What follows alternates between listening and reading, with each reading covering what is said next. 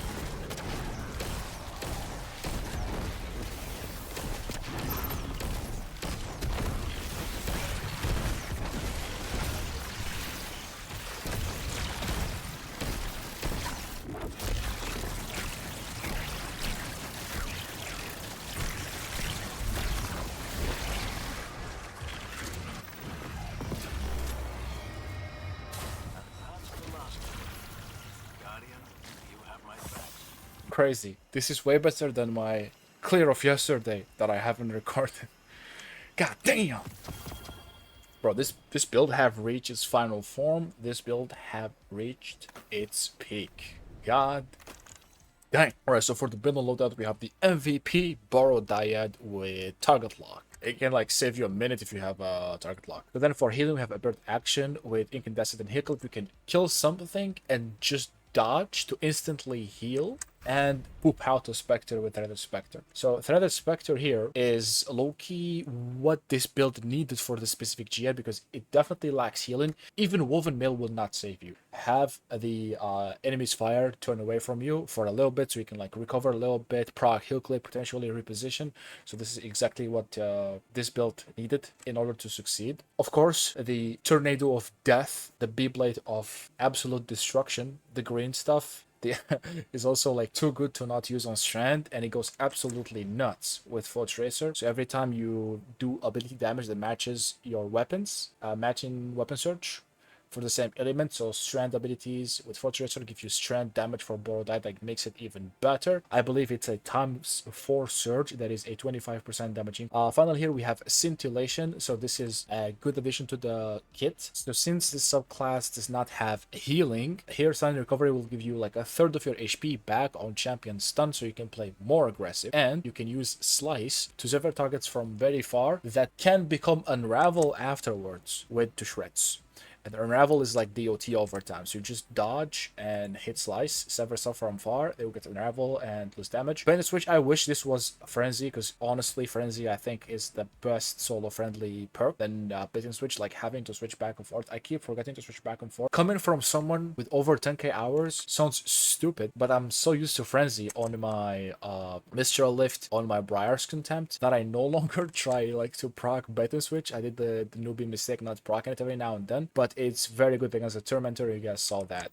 Here for the mod setup, you guys will find a dim link in the pinned comment. If dim end up working for me today, you guys will find the dim link in the pinned comment of this, so you just can click copy and use similar setup. For the fragments, we have Sever on multiple crits. This is awesome to chain tangles. Thread Generation, awesome for having more grenades. Choose Threadling grenades for safety to proc Full Tracer, and they're also better if you have the fragments for the more damage to Threadlings, Thread of Evolution. Finally, here we have Thread of Ascent. Throw in your grenade, reload your weapon. This could be anything else. Honestly, with this build, it could be anything else. For the artifact, we have Bolt Charge on on champion stun. That will also give you amplify with flash over. That will also heal you with the electric. So if you stun champion, it will board charge them, give you amplify, and heal you if you have these 3 mods. Then for the Strand mods, we have this, and this.